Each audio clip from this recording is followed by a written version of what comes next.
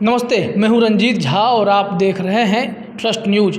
हमारे साथ हैं ट्रस्ट न्यूज़ के संपादक हेमंत कुमार। सर, आपका बहुत बहुत स्वागत है। धन्यवाद। चर्चा आज होने वाली है राष्ट्रपति चुनाव से जुड़ी हुई। द्रौपदी मुर्मू को 15वें राष्ट्रपति के रूप में चुन लिया गया है, लेकिन सवाल अब यह उठने लगा है कि क्रॉस वोटिंग जो हुई उसको लेकर लोग एक दूसरे पर अब आरोप लगा रहे हैं।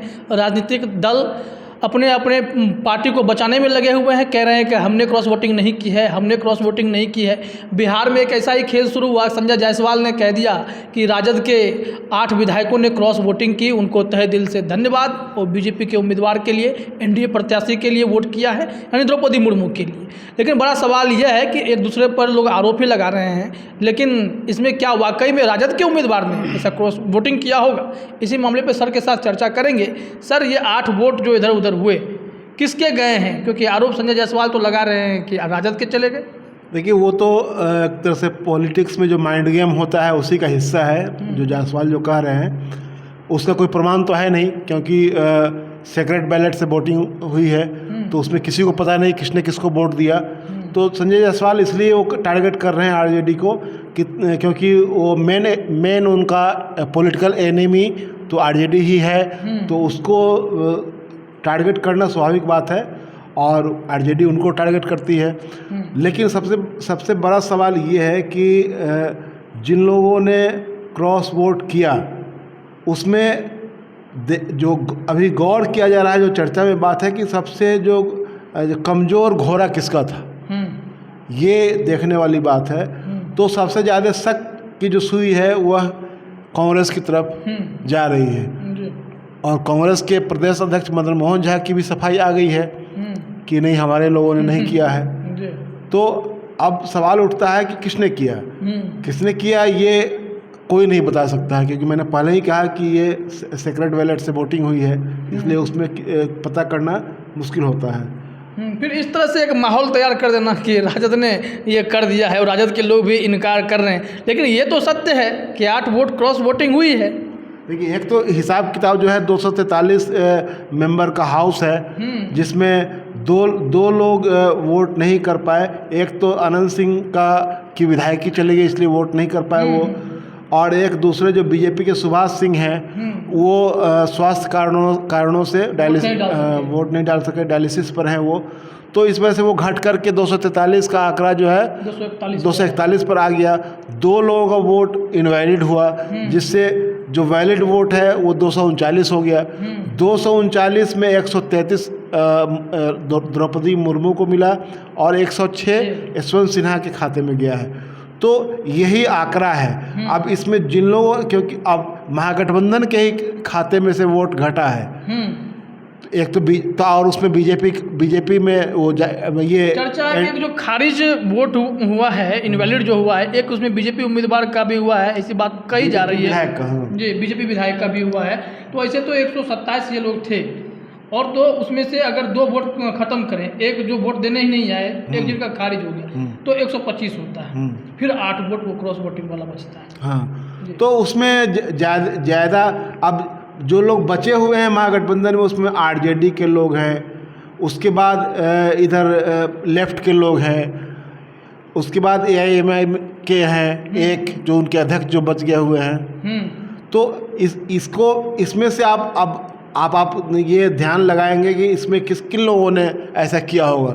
तो जो चर्चा है कि सबसे कमज़ोर घोड़ा जो है वो कांग्रेस का ही है, और आप देखेंगे केरल में भी ऐसा ही हुआ है, जहां बीजेपी का कोई विधायक नहीं है, एनडीए का वहाँ पर ये है ही नहीं कोई प्रतिनिधि, तो वहाँ भी 1 वोट द्रौपदी मुर्मू को मिल गया है। तो वहाँ भी शक की सुई जा रही कांग्रेस के ऊपर कि कांग्रेस के ही किसी विधायक ने वहाँ दे दिया है। हालांकि कांग्रेस, मैंने पहले भी कहा है, कांग्रेस के प्रदेश अध्यक्ष ने इसका खंडन किया कि नहीं, हमारे लोगों ने ऐसा नहीं किया है, लेकिन चर्चा और शक की सुई उधर ही जा रही है। लेकिन उससे इतर जा कर के अभी ये हम लोग बिहार सेंट्रिक बात कर रहे हैं, लेकिन थोड़ा सा और इसको दूसरी तरफ अगर ले जाएं तो 2-3 चीज़ें जो खटकने वाली है वह यह है कि हम लोगों ने जो अब तक देखा है उसमें राष्ट्रपति के चुनाव में इतना पॉलिटिकल इम्बैलेंस नहीं दिखाई, असंतुलन इतना नहीं दिखता था। वो एक कुल मिलाकर के उम्मीदवार अमूमन जो सत्ताधारी दल होता है उसके ही उम्मीदवार जीतते रहे हैं, प्रायः ऐसा हुआ है। लेकिन इस तरह उनके राष्ट्रपति चुने जाने के बाद पूरे देश में विजय जुलूस निकालना हो, पूरे देश में मिठाई बांटना हो, ये ऐसा पहले कभी नहीं हुआ था। ये एक तरह से राष्ट्रपति पद की गरिमा के खिलाफ भी जाता है, क्योंकि माना जाता है कि जब कोई राष्ट्रपति हो जाता है या राष्ट्रपति का कैंडिडेट भी बना दिया जाता है तो भले ही कोई पार्टी उसको अपना कैंडिडेट बनाती है, लेकिन माना जाता है कि वह पार्टी के दायरे से, पार्टी की सीमाओं से ऊपर उठ गया हुआ, ऊपर की चीज़ हो गई। इसी वजह से शायद क्रॉस वोटिंग भी होती है। हाँ, और इसलिए कहा जाता है कि इसमें व्हीप नहीं जारी होता है। जी, राष्ट्रपति के चुनाव में व्हीप नहीं जारी होता है। तो इसमें सर अगर देखा जाए तो इसको इस तरह से भुनाने की कोशिश हो रही है, तो अब राष्ट्रपति उम्मीदवार को भी भुना, एक प्रेसिडेंट को जो जीत रहा है, जैसा कि मतलब ठीक है, पहली बार ये एक आदिवासी और एक आदिवासी महिला देश की प्रथम नागरिक बनने का, तीनों सेनाओं का सर्वोच्च कमांडर बनने का उनको मौका मिला है। यह खुशी की बात है और इसका स्वागत किया जाना चाहिए। लेकिन जो कुछ हो रहा है, जिस तरह से उग्र प्रदर्शन किए जा रहे हैं, जिस तरह का जुलूस निकाला जा रहा है, वो बिल्कुल इस पद की गरिमा के लिए शोभनीय नहीं है। यह अच्छा नहीं लग रहा है। जो ट्रेडिशन है, जो परंपरा है, उसके खिलाफ है। क्योंकि ये मैंने पहले कहा कि राष्ट्रपति का उम्मीदवार बनते के साथ ही भले वो कोई पार्टी उम्मीदवार बनाती है अपनी ओर से, लेकिन वो दलीय सीमाओं से ऊपर उठा हुआ व्यक्ति मान लिया जाता है जो भी कैंडिडेट बनता है, और जो चुने जाने के बाद तो और भी माना जाता है। तो ये जो पूरी जो परिपाटी, एक नई परिपाटी शुरू हो रही है, यह एक चिंता का विषय है। क्योंकि तब उस कुर्सी पर बैठे हुए व्यक्ति को आप एक तरह से ब्रांडिंग उनकी कर देते हैं कि फलाने पार्टी का ही वह व्यक्ति है, जबकि ऐसा होता नहीं है। जो परंपराएं हैं वो सवाल ये भी है कि ये बताया जा रहा है कि आदिवासी उम्मीदवार को चुना गया, देश का राष्ट्रपति बनाया गया, लेकिन बड़ा सवाल यह है कि क्या उन्हें उस हिसाब से खुलकर काम करने देने का मौका भाजपा दे पाती है, या कोई चीज़ और जो मैं कहने वाला था कि एक चीज़ और खटक रही है कि अभी तक के राष्ट्रपति चुनाव में ये अमूमन होता रहा है कि जो भी कैंडिडेचर होता है, पक्ष का या विपक्ष का, वो जब राज्यों में वो अपने लिए कैंपेन करने के लिए जाता है तो अमूमन वह मीडिया से मुखातिब होता है, मीडिया के सवालों का जवाब देता है, अपना विजन बताता है, उसका इंटरव्यू होता है। लेकिन इनका द्रौपदी मुर्मू का न तो कोई इंटरव्यू हुआ, न कि कोई मीडिया से इनका इंटरेक्शन उस तरह से हुआ। तो कुल मिलाकर के ये लग रहा था कि जैसे कि उनको किसी आवरण में रखा जा रहा है कि आपको कुछ बोलना नहीं है, आपको कुछ कहना नहीं है, जबकि उनकी पर्सनालिटी ऐसी नहीं है। वो दब्बू किस्म की महिला नहीं है, वो बोलने वाली महिला है, वो पढ़ी लिखी हैं, शिक्षिका रह चुकी हैं, विधायक रह चुकी हैं, मंत्री रह चुकी हैं, पार्षद सबसे पहले पार्षद चुनी गई थी। तो कुल मिलाकर के ये है कि वो ऐसा नहीं है कि लेकिन लग रहा था कि जैसे अघोषित रूप से उनके मुंह पर ताला लगा दिया गया हो। ये क्या कहीं ऐसा तो नहीं था कि बीजेपी पहले अपना कैलकुलेशन कर चुकी थी, कैलकुलेटेड पॉलिटिक्स उसी स्ट्रेटेजी पे चल रही थी, आप बोलें ना बोलें जीत तो आपकी ही होगी? बिल्कुल, वो भी है। और दूसरी बात यह है कि जो दीवार पर लिखी हुई इबारत जो पढ़ने की बात कही जाती है, तो इस चुनाव के जरिए एक तरह से 2024 का लोकसभा चुनाव और 2024 का प्रधानमंत्री कौन होगा उसकी भी पटकथा एक तरह से लिखी गई है। इसलिए इसको इतना हाइप किया जा रहा है क्योंकि देश के जो आदिवासी बहुल राज्य हैं उनको सबको मिला दीजिएगा तो कम से कम 100 के आसपास सीटें तो लोकसभा की उन राज्यों से आती ही हैं, 100 से ऊपर की सीटें। तो ये एक तरह से जो टारगेट है, जो इतना जो हाइप क्रिएट किया जा रहा है, जो मैंने कहा कि जो पहले लगातार पूरे देश भर में उग्र प्रदर्शन जुलूस निकाला जा रहा है और मिठाई बांटा जा रहा है, ढोल नगाड़े बज रहे हैं, तो ये एक तरह से खुशी का इजहार से इतर कुछ लग रहा है कि एक तरह से युद्ध जीतने का जो ये होता है उन्माद जो होता है, उस तरह का उन्माद उसको आप समझ सकते हैं कि वैसा ही कुछ माहौल बनाया जा रहा है। जी, अगर सर एक मानसिकता की बात करें कि द्रौपदी मुर्मू के समर्थन में जिन लोगों ने क्रॉस वोटिंग की होगी, क्या कारण रहा होगा? उम्मीदवार का पसंद आना या फिर भाजपा के प्रति प्रेम, अंदरूनी प्रेम की भविष्य में कुछ ऐसे हम जानकारी दे अभी सकें? की स्थिति में ये देखिए कि कुल मिलाकर के इस राष्ट्रपति चुनाव में जैसा कि लग रहा था कि विपक्ष बहुत मजबूती के साथ यह चुनाव लड़ेगा, क्योंकि एनडीए के पास बहुत ऐसा बहुमत नहीं था कि वह बहुत आसानी से चुनाव निकाल सके। लेकिन हुआ ये कि इस पूरे चुनाव में कि पूरी विपक्ष की जो एकता थी वो एक तरह से दरक गई है वह एकता, और उसका असर नीचे लेवल तक आ गया।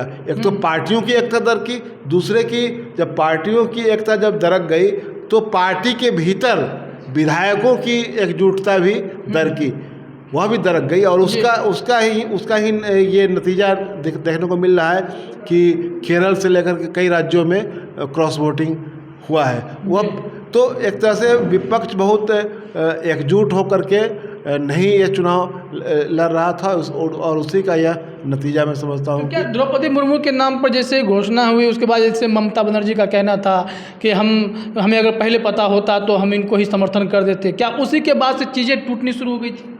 बिल्कुल, ममता बनर्जी एक तरह से इस पूरे राष्ट्रपति चुनाव में वो टॉर्च बियरर की तरह काम कर रही थी, आगे आगे मसाल लेकर के चल रही थी। लेकिन अचानक जब कैंडिडेचर की घोषणा हो गई तो उसके बाद तो सब लोगों को लगता है कि इसे शॉक्ड हो गए सब लोग। तो एक तो देखिए पॉलिटिकली बहुत अधिक ये स्ट्रॉन्ग, ये इसमें आप अगर नहीं हैं तो ऐसी दुविधाएं पैदा होती है। अब मान लीजिए कि आरजेडी ने एक स्टैंड लिया कि हमको राष्ट्रपति भवन में मूर्ति नहीं चाहिए, तो आरजेडी को कहने का मौका किसने दिया? आरजेडी को यह कहने का मौका बीजेपी ने दिया, क्योंकि जब आप उनको बोलने नहीं दे रहे हैं, जब आप उनका कोई इंटरव्यू नहीं हो रहा है, वो मीडिया से उस तरह मुखातिब नहीं हो रही हैं, तो हो क्या रहा था कि जहाँ जा रही है वहाँ उनका परंपरागत नृत्य संगीत के जरिए उनका स्वागत हो रहा है। जी, तो अरे यह तो एक तरह से पॉलिटिकल लड़ाई है ना। एक सर्वोच्च संवैधानिक पद पर किसी व्यक्ति का चुना जाना है, तो उसके लिए ये स्वागत समारोह ये सब सेकेंडरी चीज़ें हैं। जो प्राइमरी चीज़ है वो है कि वो उस व्यक्ति को अपना विजन रखना है, उस व्यक्ति को मीडिया के सवालों का जवाब देना है जो लोग जानना चाहते हैं उनसे। तो ये सब चीज़ें नहीं हुई, इसलिए आरजेडी ने ये बात कही। लेकिन अब ममता बनर्जी को वहाँ आदिवासी प्रेम इसलिए झलक रहा था कि उनका बहुत सारा जो इलाका है उसमें लगभग 6-7 सीटें तो लोकसभा की और लगभग 30-40 सीटें जो विधानसभा की है, जो इसमें आपको आदिवासी बहुल जो आदिवासी मतदाता वहाँ पर निर्णायक साबित होते हैं। तो ये सब वहाँ पर था। लेकिन कुल मिलाकर के आप जो बीजेपी का मुकाबला करने की बात आज की तारीख में आज कह रहे हैं, आप कह रहे हैं कि बीजेपी पूरे देश का सांप्रदायिक सौहार्द बिगाड़ रही है, महंगाई चरम पर है। तो इन परिस्थितियों में विपक्ष को एकजुट होकर के इस चुनाव में सामने आने की ज़रूरत थी। वह एकता जो है लगातार बिखरती हुई।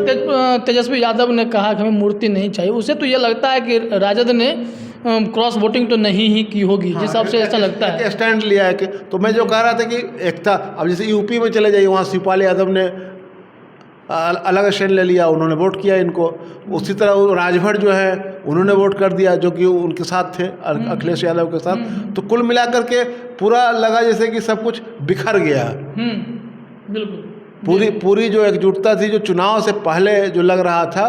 तो आप अगर मान लीजिए कि इनकी उम्मीदवारी घोषित हुई थी तो इतना ही ये था, एकजुटता अगर रहती तो हो सकता है कि आप कैंडिडेट बदल लेते। जी बिल्कुल।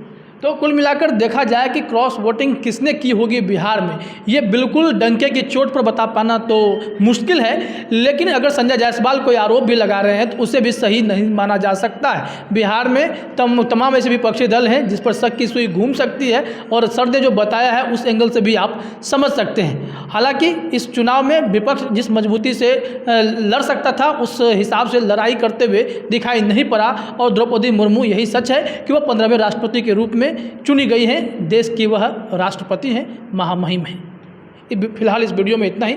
आप सभी का हमसे जुड़ने के लिए बहुत बहुत धन्यवाद।